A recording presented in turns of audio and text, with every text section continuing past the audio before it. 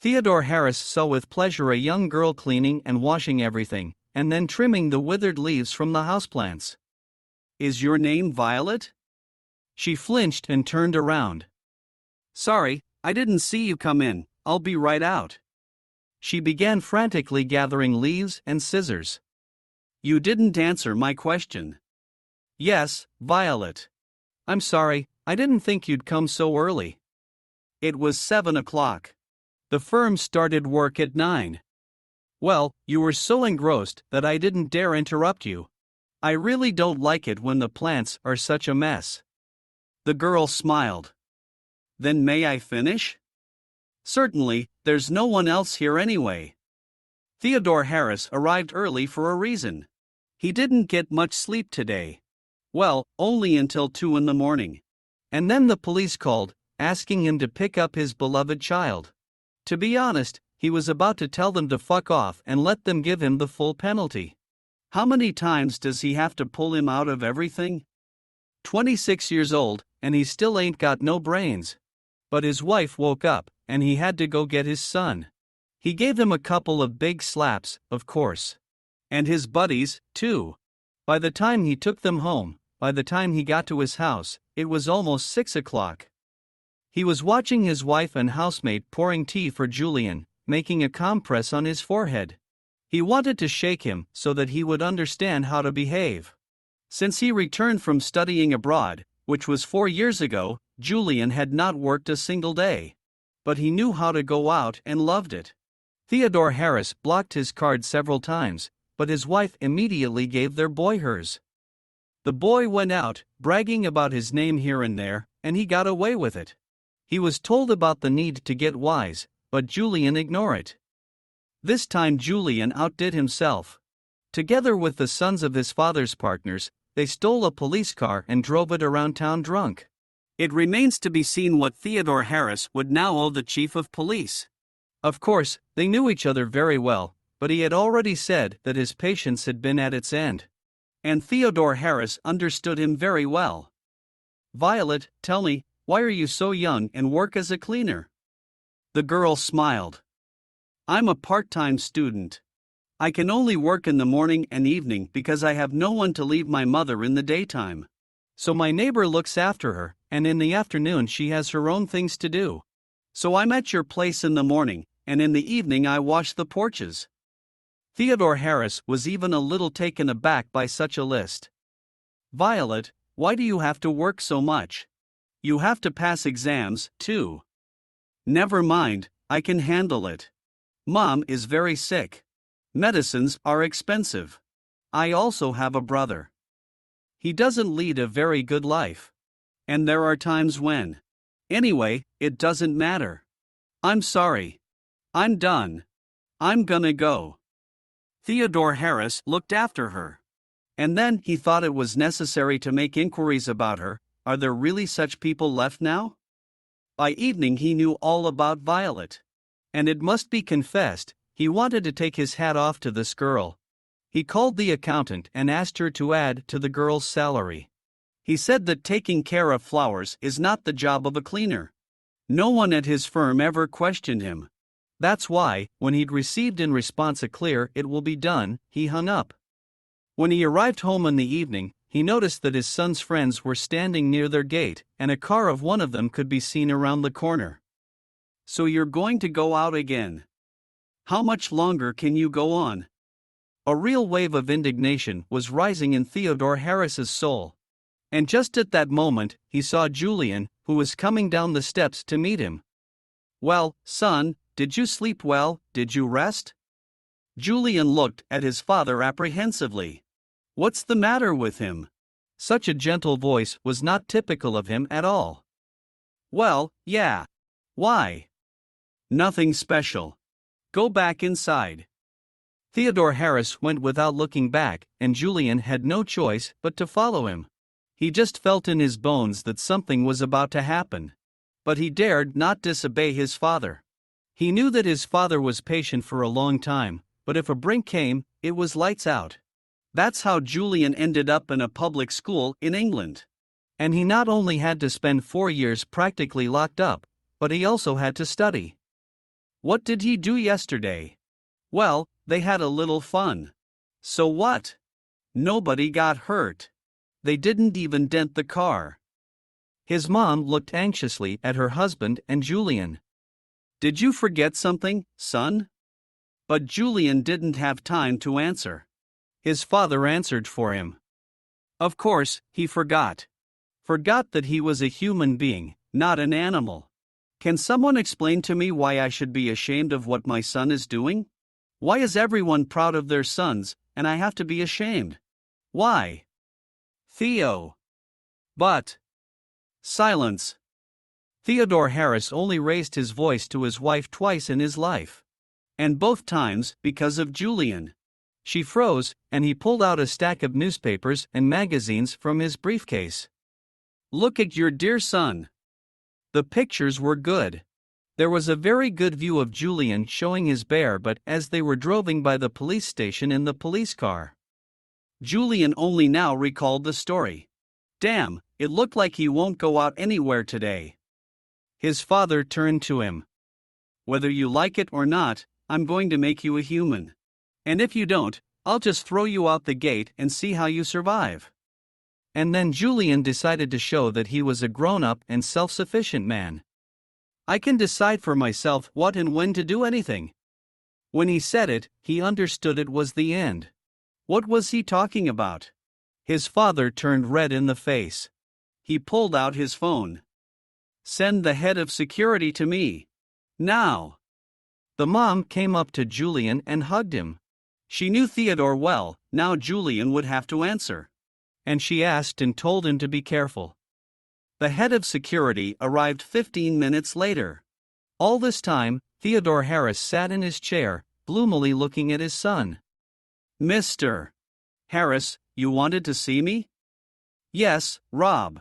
Come on in. The young and trim man walked closer to the boss. Do you see this brainless body? Not a muscle on the man's face flinched. Yes, of course. Do what you want, put a chain on him, put a guard on him, but he must not leave the yard until I allow. Is that clear? Yes, I will. Go. Robert went out, and Julian stared at his father. You're out of your mind. What is this, the last century? That's no way to punish children. It's not a punishment. It's time for me to think of a punishment for you. And I'll come up with a punishment, believe me. Go to your room. But do what I've said. Theodore Harris woke up early in the morning. He looked at his watch, it was 5 o'clock. He didn't feel like sleeping anymore. He didn't want to be at home, too. He quietly got ready and went to work. He loved to work, he had built his firm from scratch, and now he was one of the richest people in the city. He was not surprised to see Violet. She was rubbing the entrance glass doors. She looked at him in surprise. Mr. Harris, you're so early. Yes, I can't sleep. Violet, can you find coffee in this building, and maybe some candy? Because I forgot to have breakfast, and my secretary will be here not soon. Violet smiled. Of course. I'll get everything. And make some coffee for yourself. It's already sparkling clean in here. They were sitting in his office, and Theodore was looking at the girl. And she was very pretty, only tired. Did something happen to you? Oh, Violet, don't ask. You know, it's like that movie, The Rich Also Cry. For some reason, Theodore told her everything. The girl listened attentively and did not interrupt. And then she said, Yeah.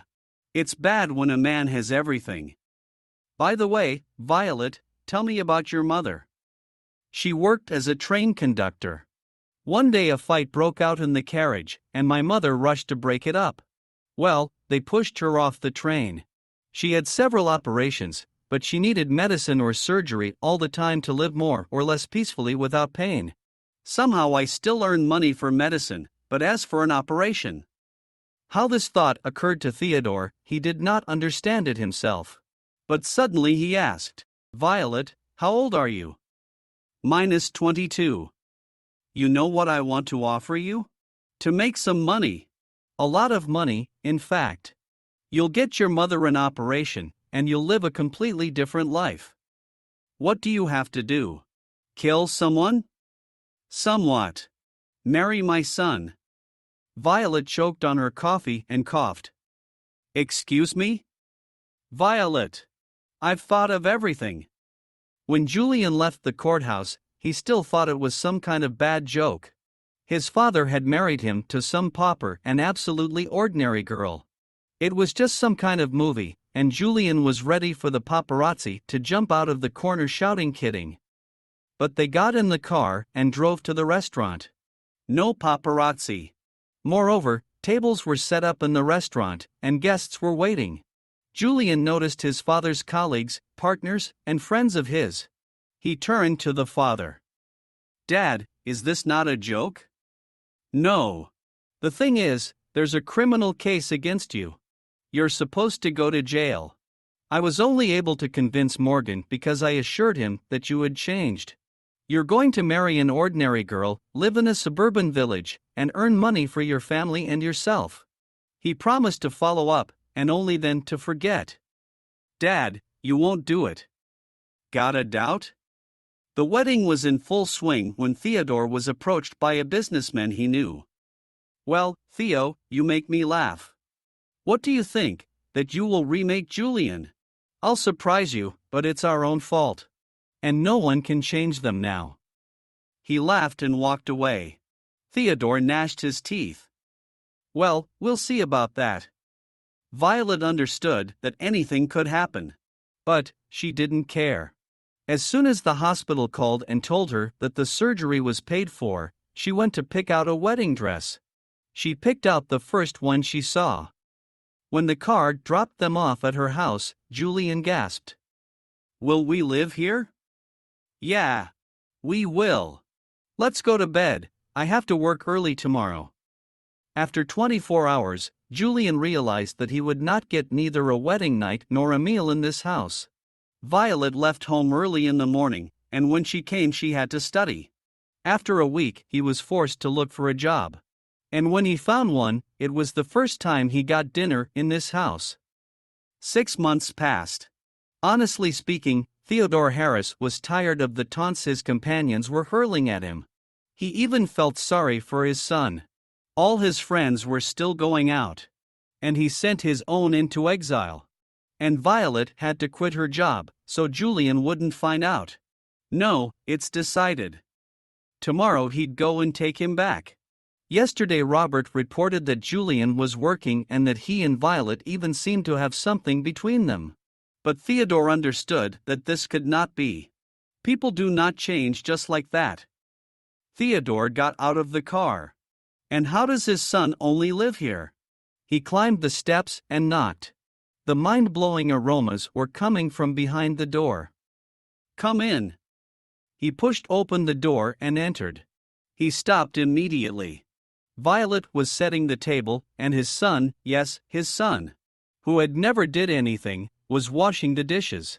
Moreover, they both were smiling. Oh, Dad, what brings you here? Julian seemed genuinely happy to see him. Violet also smiled. Come on in, we were just about to celebrate Julian's first bonus. Theodore pinched his hand quietly. Was he dreaming? When we sat down at the table and they served him some delicious chicken, he asked after all, what's the bonus? Dad, I got a job at a local factory. They are your competitor, by the way. So I offered them an interesting development, and when they figured out what it was all about, they gave me a bonus. We want to redecorate here. So we decided to celebrate a little. Redecorate? That was all Theodore Harris could squeeze out. He noticed that Violet's eyes were beaming and that his son was happy and contented. When they went out on the balcony, Theodore said, Son, I have a confession to make to you. No need, Dad. Violet told me everything when I demanded marital duties. But that was a long time ago. And you know what I'll tell you? Thank you. If it hadn't been for that punishment, I never would have noticed her, and I never would have found out what beautiful girls there are in the world. So you too. Yes, Dad. And if you don't accept it, we'll stay here. I can handle it. I may not become a millionaire like you, but I'll do a lot for my family. Theodore Harris went out into the room. Violet, that's enough. Pack your bags. I don't want my son to help my competitors. 2 more years passed. There was a quiet knock on the door. Yes, come in. Mr. Harris, there's someone. Let him come in, I know. His friend and companion walked in. He was pale. That's it, what happened? Theo, I don't know what I should do with Alex. He's completely out of his mind. What is it this time? They've hit some guy and run away. The guy has survived, but he turns out to be a lawyer. And the driver has been my dumbass. I don't know. Should you stop paying for it? Just let him clean up his own mess for once. Good for you to say. Your Julian had saved that large company from bankruptcy. I heard he bought something else, didn't he? Yes, he's going to reopen the juice factory in town. And everyone. I know. We were wrong. In fact, there are probably no more people like your daughter-in-law. That's right. There aren't any more of those. You should take my advice, though. Let him try to answer for himself for once. Don't let him go to jail, of course, but pretend that you don't interfere. Thank you. I'll give it a try. What the hell? If you're new here, don't forget to hit that subscribe button and give us a like.